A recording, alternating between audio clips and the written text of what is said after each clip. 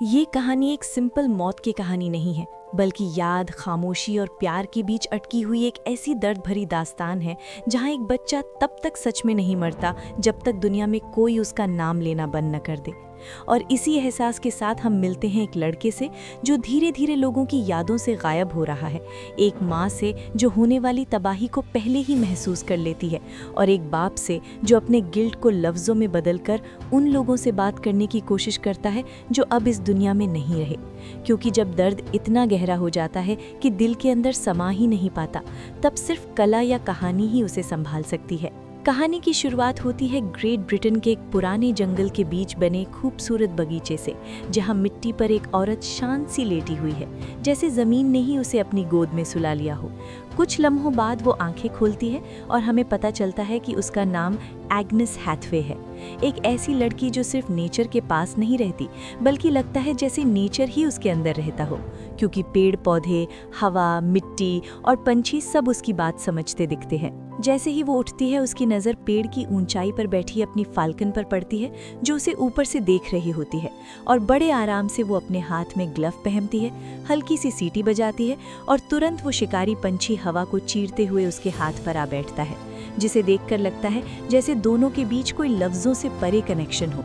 इसी वक्त कहीं पास ही एक आदमी बच्चों को पढ़ा रहा होता है, और वो है विलियम शेक्सपियर, जो फिलहाल एक टीचर की नौकरी कर रहा है। जब उसकी नज़र खिड़की से बाहर पड़ती है और वो एग्नेस को फैल्कन के साथ देखता है, तो उसकी क्यूरियोसिटी उसे क्लास से बाहर खींच लाती है और वो सीधा उसके पास जाकर बात करने लगता है। एग्नेस उसे फॉर्मली ग्रीट करती है। शेक्सपियर बताता है कि वो यहाँ लैटिन पढ़ाने आता है क्योंकि यहाँ की हवा उसे ज़्यादा साफ और सेहतमंद लगती है। लेकिन सच यह है कि उसका ध्यान पूरा का पूरा उस लड़की पर है जो जंगल के बीच किसी रहस्य की तरह खड़ी है। जब वो उसके करीब जाने की कोशिश करता है तो एग्नेस उसे रोक देती है, कहती है फैल्कन उसे नहीं जानती और अगर वो पास आया तो अटैक कर सकती है। और जब शेक्सपियर उसका नाम पूछता है तो वो मना कर देती है, जैसे अपनी पहचान किसी अजनबी को देना उसे पसंद ना हो। फिर अचानक एग्नेस उसका हाथ पकड़ लेती है, जैसे उसकी लकीरों में कुछ पढ़ रही हो, और उस पल में दोनों के बीच एक अजीब सी खामोश कशिश पैदा होती है, जो धीरे धीरे उन्हें इतना करीब ले आती है कि बिना सोचे समझे दोनों एक दूसरे को किस कर देते हैं, और तब जाकर वो अपना नाम बताती है। शेक्सपियर एक्साइटेड होकर उससे सवाल पे सवाल करने लगता है, उसकी जगह, उसकी पहचान और उसके हाथ छूने वाली अजीब सी एबिलिटी के बारे में। लेकिन ये सब सुनकर एग्नेस थोड़ा पीछे हट जाती है, जैसे उसे अपने बारे में ज़्यादा खुलना पसंद ना हो, और वो क्लियरली कह देती है कि वो उसके बारे में कुछ नहीं जानता और शायद दोबारा मिलना भी मुमकिन नहीं। घर लौटने पर हमें एग्नेस का फैमिली साइड दिखता है, जहां उसकी स्टेप मदर जोएन सिर्फ लोगों की नज़रों और रेप्यूटेशन की परवाह करती है, जो हर वक्त अपनी बेटियों की तारीफ करती रहती है और एग्नेस को ताना देती है कि जंगल में भटकने वाली लड़कियों से कोई शादी नहीं करता। लेकिन उस सब के बीच सिर्फ उसका छोटा भाई बर्थोलोम्यू ही है जो सच में उसे समझता है और उसका साथ देता है। दूसरी तरफ शेक्सपियर का घर बिल्कुल उल्टा है, जहां उसके पेरेंट्स उसकी टीचिंग जॉब को बेकार समझते हैं। उसकी माँ उसे डांटती है कि लैटिन पढ़ाकर क्या मिलेगा जब बच्चे आखिर में खेती ही करेंगे, और उसका बाप उसे कमज़ोर और निकम्मा तक कह देता है, जिससे घर का माहौल और भी ज़्यादा बोझिला हो जाता है। जब शेक्सपियर जवाब देता है कि वो पढ़ाकर उनके कर्ज चुका रहा है, तो बात इतनी बढ़ जाती है कि उसका बाप उसे थप्पड़ मार देता है और माहौल और ज़्यादा गर्म हो जाता है। और इसी बीच उसकी माँ गॉसिप के अंदाज में एग्नेस का जिक्र करती है, कहती है लोग उसे जंगल की डायन की बेटी मानते हैं। ये सुनकर शेक्सपियर और भी ज़्यादा क्यूरियस हो जाता है और दोबारा फॉरेस्ट में एग्नेस से मिलने पहुंचता है।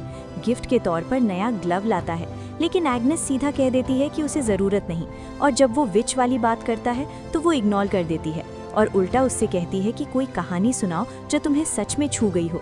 तब शेक्सपियर ऑर्फियस और यूरिडिस की कहानी सुनाता है, जहां प्यार के लिए एक आदमी मौत की दुनिया तक चला जाता है, लेकिन सिर्फ एक पल की बेचैनी में पीछे मुड़कर सब कुछ खो देता है। और ये कहानी एग्नेस के दिल को गहरा छू जाती है।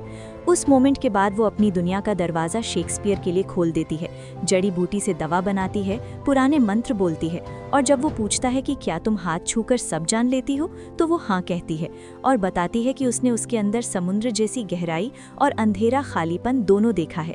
इमोशंस इतने इंटेंस हो जाते हैं कि दोनों फिर से एक दूसरे में खो जाते हैं, और धीरे धीरे शेक्सपियर शादी की बात करने लगता है, कहता है उसे इंतज़ार नहीं आता, और आखिरकार दोनों जंगल के एक अलग से शेड में अपने प्यार को पूरी तरह एक्सेप्ट कर लेते हैं। एग्नेस अपने बचपन, अपनी माँ और अपनी फैमिली की औरतों के अजीब गिफ्ट्स के बारे में बताती है।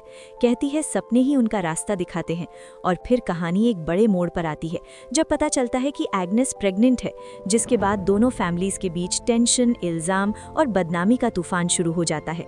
और शेक्सपियर के घर वाले इस रिश्ते को पाप समझने लगते हैं, जबकि उसका बाप इसे सिर्फ पैसों और कर्ज चुकाने का मौका समझता है। बार्थोलोम्यू शुरू से ही इस रिश्ते को लेकर पूरी तरह से आराम में नहीं था।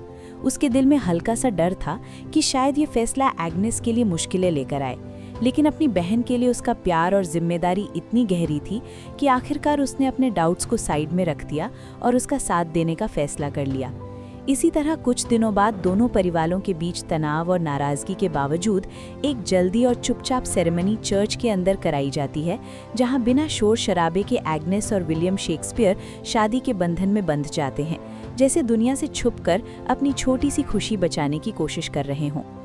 महीने बीत जाते हैं और जब डिलीवरी का वक्त करीब आता है तो एग्नेस को महसूस होता है कि शहर की दीवारों के बीच वो बच्चे को जन्म नहीं दे सकती, क्योंकि उसका दिल और उसका शरीर दोनों जंगल की खुली हवा और मिट्टी से जुड़े हुए हैं। इसलिए बिना किसी को बताए बस एक छोटा सा मैसेज छोड़कर वो अकेली ही गहरे जंगल की तरफ चल पड़ती है, उसी जगह जहाँ से उसकी कहानी शुरू हुई थी, जैसे प्रकृति ही उसका असली घर हो। वहाँ पेड़ों, हवा और मिट्टी के बीच दर्द से टूटती हुई सांसों के साथ वो अकेली ही प्रसव का सामना करती है और आखिरकार एक प्यारी सी बेटी को जन्म देती है, जिसका नाम वो सुज़ैना रखती है। थोड़ी देर बाद बार्थोलोम्यू और शेक्सपियर उसे ढूंढते हुए वहाँ पहुँच जाते हैं, और जब शेक्सपियर पहली बार अपनी बेटी को बाहों में उठाता है तो उसकी आंखों में अजीब सी चमक आ जाती है, जैसे उसने जिंदगी का सबसे बड़ा तोहफा हासिल कर लिया हो। लेकिन उसी पल उसे पेड़ के नीचे कुछ और भी महसूस होता है, एक ठंडी और खामोश सी अनदेखी मौजूदगी, जैसे अंधेरा दूर खड़ा नई जिंदगी को शांत नज़रों से देख रहा हो, और ये एहसास उसे बेचैन कर देता है। समय के साथ स्ट्रैटफर्ड की जिंदगी जो पहले सेफ और सुकून भरी लगती थी, धीरे धीरे शेक्सपियर के लिए एक पिंजरे जैसी बनने लगती है।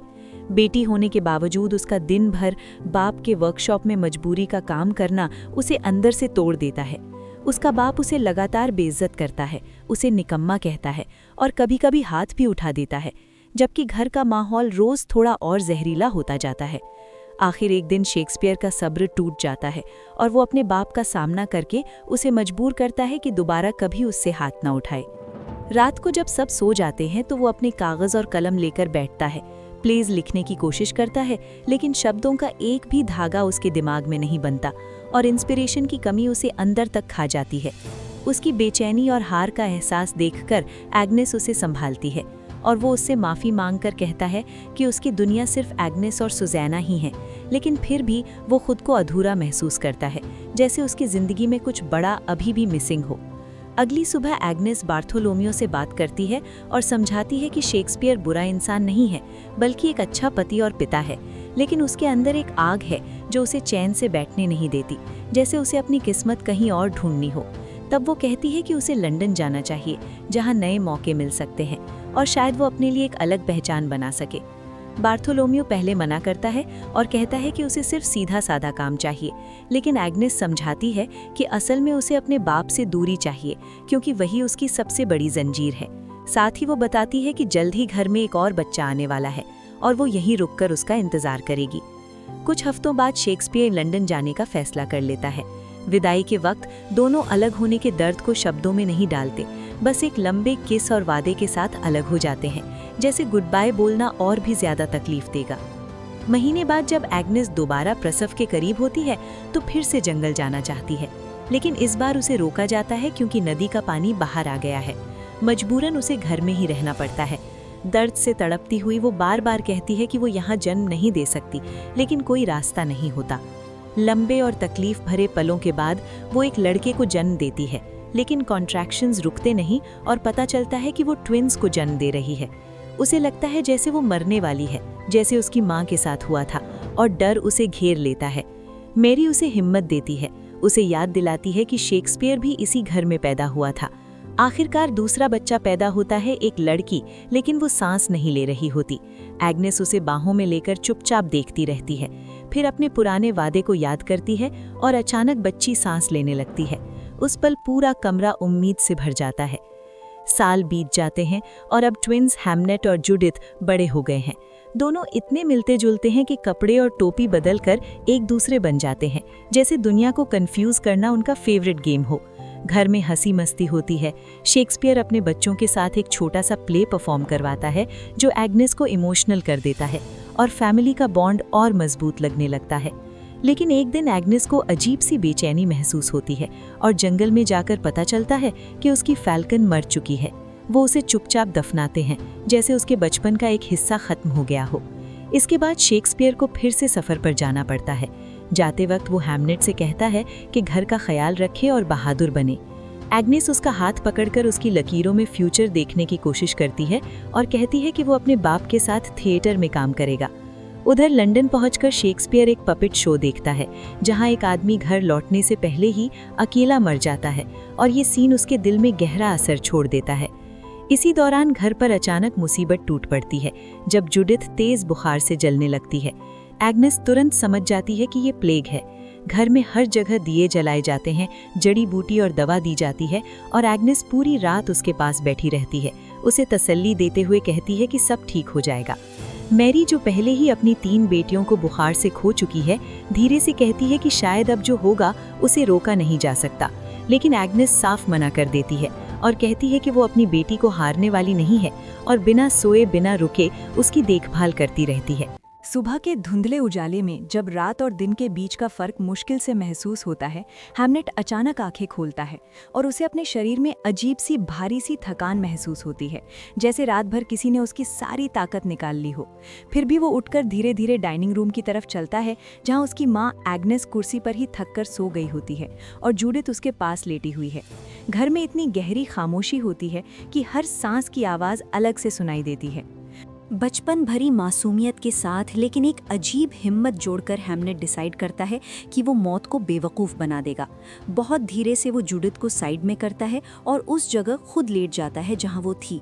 फिर उसे ज़ोर से गले लगाकर फुसफुसाता है कि अगर किसी को जाना है तो वो खुद जाएगा, अपनी जान दे देगा, लेकिन उसकी बहन को कुछ नहीं होने देगा। वो बार बार एक वादा रिपीट करता है कि वो बहादुर बनेगा, फिर दोनों को एक ही चादर से ढक देता है, जैसे मौत को कंफ्यूज कर देगा। सुबह तक विलियम शेक्सपियर शहर वापस लौट रहा होता है क्योंकि उसे बेटी की बीमारी की खबर मिल चुकी होती है। उसी वक्त एग्नेस भी झटके से जागती है और सीधा जूडिथ को देखने दौड़ती है। जब वो पास जाकर देखती है तो हैमनेट को भी उसके साथ लेता पाती है और उसे डांट कर कहती है कि यहाँ क्यों सोया है। लेकिन जैसे ही वो उसे हिलाती है, उसका दिल एक पल के लिए रुक जाता है क्योंकि उसका शरीर अजीब ठंडा और सुस्त लग रहा होता है। तभी जूडिथ आंखें खोल देती है और उस पल कहानी जैसे हैमनेट की नज़र से दिखने लगती है, जहां वो खुद को एक सुनसान और अनजान जगह में पाता है। रो रहा होता है, अपनी माँ को पुकार रहा होता है, लेकिन आसपास कोई नहीं होता। ऊपर देखता है तो बस आसमान में एक परिंदा उड़ता हुआ नजर आता है, वही फैल्कन जो कभी एग्नेस का साथी था, जैसे उसे किसी और दुनिया की तरफ बुला रहा हो। हकीकत में एग्नेस हर जड़ी बूटी, हर दवा, हर टोटका उसे बचाने के लिए ट्राई करती है, लेकिन हैमनेट का शरीर झटके लेने लगता है, सांसें टूटने लगती हैं और धीरे धीरे वो हाथों से फिसलता जा रहा होता है। वो उसे बाहों में कस के पकड़कर कहती रहती है कि वो उसे कहीं नहीं जाने देगी, लेकिन हर लफ्ज़ बेकार हो जाता है। सुजाना रोते हुए कहती है कि बस करो, अब देर हो चुकी है, लेकिन एग्नेस सुनने को तैयार नहीं। फिर अचानक सब कुछ शांत हो जाता है, कोई आवाज़ नहीं, कोई हरकत नहीं, बस एक आखिरी सांस और फिर खालीपन। उस पल एग्नेस के अंदर से ऐसी चीख निकलती है जो पूरे घर को हिला देती है, जैसे उसका दिल फट गया हो। वो इस सच को मान ही नहीं पाती कि उसका बेटा चला गया। बाद में वो और मैरी मिलकर उसका शरीर दफनाने के लिए तैयार करते हैं। जूडिथ टूटकर अपनी माँ से चिपक जाती है और बार बार माफ़ी मांगती है। उसे लगता है कि हैमनेट ने उसकी जगह मौत को अपने लिए चुन लिया और असल में मरना उसे चाहिए था। एग्नेस उसे जोर से पकड़कर कहती है कि ऐसा दोबारा कभी मत कहना, ये किसी की गलती नहीं है। तभी दरवाजे पर दस्तक होती है। शेक्सपियर आता है। पहले जूडिथ को जिंदा देखकर उसे चैन मिलता है और वो उसे गले लगा लेता है, लेकिन अगले ही पल जब उसे पता चलता है कि हैमनेट कहीं नजर नहीं आ रहा और फिर उसका छोटा सा निश्चेष्ट शरीर देखता है, तो उसके अंदर कुछ हमेशा के लिए टूट जाता है। घर में दिन रात सिर्फ शोक रह जाता है। एग्नेस खुद को दोष देती रहती है कि उसने गलत बच्चे को देखा, मौत को पहचान नहीं पाई, जबकि वो शेक्सपियर पर भी गुस्सा करती है कि वो उस वक्त साथ क्यों नहीं था। कुछ हफ्तों बाद शेक्सपियर कहता है कि उसे वापस लंदन जाना होगा क्योंकि काम रुकता नहीं। ये सुनकर एग्नेस का दिल और टूट जाता है। गुस्से और दर्द में वो उसे मारने की कोशिश करती है, लेकिन वो बस उसे गले लगाकर चला जाता है। 1 साल बाद वो शहर के किनारे एक बड़ा घर खरीद लेता है, लेकिन एग्नेस के लिए वो घर महल नहीं, सिर्फ एक खाली डब्बा लगता है जहां हर कमरा हैमलेट की यादों से गूंजता रहता है। शेक्सपियर जब भी लौटता है तो गिफ्ट्स लाता है, लेकिन उसकी लाई हुई रूबी ब्रेसलेट तक एग्नेस को कुछ महसूस नहीं करा पाती। दोनों के बीच का दर्द धीरे धीरे लफ्जों में फूट पड़ता है। शेक्सपियर मानता है कि वो हर जगह अपने बेटे को ढूंढता रहता है। एग्नेस ठंडी आवाज में कहती है कि तुम लंदन के हो चुके हो, तुम्हारी जिंदगी वहीं है। लंदन में शेक्सपियर एक्टर्स के साथ रिहर्सल्स करता है, लेकिन अब वो पहले जैसा नहीं रहा। वो हर सीन को परफेक्ट बनाना चाहता है, बार बार रिपीट करवाता है, गुस्सा करता है, जैसे हर लफ्ज में अपने बेटे को जिंदा करना चाहता हो। महीनों बाद एग्नेस के पास उसकी स्टेप मदर जोएन आती है और एक पैम्फलेट देती है जो शहर से आया होता है। एग्नेस उसे खोलती है और उसका दिल एक पल के लिए रुक जाता है। शेक्सपियर ने एक प्ले लिखा है जिसका नाम हैमलेट है, अपने बेटे के नाम पर, लेकिन उसने कभी उसे बताया तक नहीं। सुज़ैना पूछती है कि क्या तुम जानना नहीं चाहती कि प्ले किस बारे में है? ये सवाल एग्नेस के अंदर दर्द के साथ क्यूरियोसिटी भी जगा देता है। इसलिए वो बार्थोलोम्यू के साथ लंदन जाती है। वहाँ शेक्सपियर का छोटा सा साधा सा कमरा देखकर उसे समझ आता है कि उसका पति किस तरह की जिंदगी जी रहा है। फिर बिना देरी किए वो सीधा ग्लोब थिएटर पहुंचती है, जहां लोगों का समंदर उमड़ रहा होता है। हवा पसीने और आवाज़ों से भरी होती है और स्टेज पर एक अंधेरा सा जंगल बना होता है, बिल्कुल उस जंगल जैसा जहां उसकी जिंदगी बदली थी। प्ले शुरू होता है। सिपाही किसी अजीब सी रूह का जिक्र करते हैं जो अंधेरे में भटक रही है। धीरे धीरे सस्पेंस बढ़ता है और आखिर में जब एक सफ़ेद कफन में लिपटी हुई मिट्टी से सनी हुई शक्ल स्टेज के पीछे से उभरकर सामने आती है, पूरा थिएटर अपनी सांस रोक लेता है। थिएटर के अंदर एक गहरी और पवित्र सी खामोशी छा जाती है, जैसे सारी भीड़ एक साथ सांस लेना भूल गई हो। लेकिन इस अजीब सन्नाटे के बीच एग्नेस के दिल में डर का नामो निशान तक नहीं होता। वो ना पीछे हटती है, ना ही नजर झुकाती है, बल्कि आंखें फाड़ कर स्टेज को देखती रहती है, इतनी तेजी से फोकस करती हुई जैसे सच उसके सामने पिघलकर खुद को दिखाने वाला हो। और सिर्फ कुछ ही पल में उसे समझ आ जाता है वो बात जो बाकी सब लोग कभी समझ ही नहीं सकते। स्टेज पर जो भूत दिख रहा है, जो मिट्टी से लिपटा हुआ सफेद कपड़े में लपेटा गया है, वो कोई और नहीं बल्कि विलियम शेक्सपियर खुद है, उसका पति, जिसने अपने आप को मौत के चेहरे के पीछे छुपा लिया है, जैसे एक बाप कब्र से लौटकर अपने बेटे से बात करने आया हो। पहले पल एग्नेस के अंदर फिर से गुस्सा भड़क उठता है, क्योंकि जब वो अपने बेटे का नाम उस स्टेज पर अजनबी लोगों के सामने सुनती है तो उसे लगता है जैसे किसी ने उसके दिल के सबसे प्राइवेट हिस्सा को सबके सामने रख दिया हो। वो नाम जो सिर्फ उसका था, जो सिर्फ घर की दीवारों में गूंजता था, अब जोर से पूरी दुनिया के सामने बोला जा रहा था, और ये चीज़ उसे चुभती है। लेकिन फिर स्टेज पर प्रिंस हैमलेट आता है और उसी पल सब कुछ बदल जाता है। जैसे वक्त रुक गया हो, जैसे गुस्सा हवा में लटक कर जम गया हो। जो लड़का प्रिंस का रोल कर रहा होता है, उसका चेहरा, उसकी चाल, उसकी आवाज़, उसका अंदाज, सब कुछ हैमलेट जैसा लगता है, इतना मिलता जुलता कि एग्नेस का दिल एक साथ टूट भी रहा होता है और भर भी रहा होता है। हर जेस्चर में उसे अपने बेटे की झलक दिखती है, जैसे कोई याद जिंदा होकर स्टेज पर चल रही हो। धीरे धीरे उसे शेक्सपियर की चाल समझ आने लगती है, एक ऐसा इमोशनल जादू जो सिर्फ वो ही कर सकता था। असली जिंदगी में उसका बेटा तब मरा जब उसका बाप उसके पास नहीं था, दूर था, अनजान था। लेकिन इस कहानी में सब उल्टा कर दिया गया है। यहाँ बेटा जिंदा है और बाप मर चुका है, लेकिन फिर भी बाप वापस आता है, अपने बेटे से मिलता है, उससे बात करता है, उसे देख सकता है। ये सिर्फ कहानी नहीं थी, ये शेक्सपियर का कन्फेशन था। उसने अपनी ही मौत लिखती थी ताकि उसका बेटा जिंदा रह सके। उसने खुद को सैक्रिफाइस कर दिया फिक्शन के अंदर, सिर्फ इसलिए कि कुछ घंटों के लिए ही सही हैमलेट दुनिया के सामने दोबारा जी सके। ये उसका तरीका था माफ़ी मांगने का, बिना लफ्ज़ों के अपना गिल्ट स्वीकार करने का, और वो बात करने का जो कभी असल ज़िंदगी में हो ही नहीं पाई। एक सीन में जब भूत धीरे धीरे स्टेज के अंधेरे से आगे बढ़ता है और भीड़ में किसी को ढूंढता हुआ नजर आता है, तब अचानक उसकी नज़र एग्नेस पर टिक जाती है। वो सिर्फ एक नॉर्मल ग्लांस नहीं होता, बल्कि पहचान से भरा हुआ एक लम्हा होता है, जिसमें दर्द भी है, पछतावा भी है और शुक्रिया भी, जैसे वो कह रहा हो कि देखो मैंने उसे वापस लौटा दिया। उस पल एग्नेस के अंदर जो सर्दी सी दीवार बनी हुई थी, जो उसने सालों से अपने आप को बचाने के लिए खड़ी रखी थी, वो धीरे धीरे टूटने लगती है। उसे समझ आ जाता है कि शेक्सपियर अब स्टेज के लिए एक्ट नहीं कर रहा, बल्कि उसके लिए कर रहा है, अपनी बेटे के लिए कर रहा है, अपनी फैमिली के लिए कर रहा है। जब फाइनल ड्यूअल का सीन आता है और प्रिंस तलवार उठाता है तो हर मूवमेंट इतना ग्रेसफुल और जिंदा लगता है जैसे कोई डांस हो। और उसी वक्त एग्नेस को हैमलेट का बचपन का सपना याद आता है, जब वो स्वॉर्ड्समैन बनने की बात करता था, स्टेज पर लड़ने की बात करता था, अपने बाप के थिएटर का हिस्सा बनने का सपना देखता था। तब उसे समझ में आता है कि शेक्सपियर ने उस सपने को भी प्ले में बुन दिया है, एक छुपा हुआ गिफ्ट, एक सीक्रेट मैसेज जो सिर्फ वो समझ सकती थी। और सच में उस पल स्टेज पर उसका बेटा जी रहा होता है, सिर्फ कुछ पलों के लिए ही सही, लेकिन जी रहा होता है।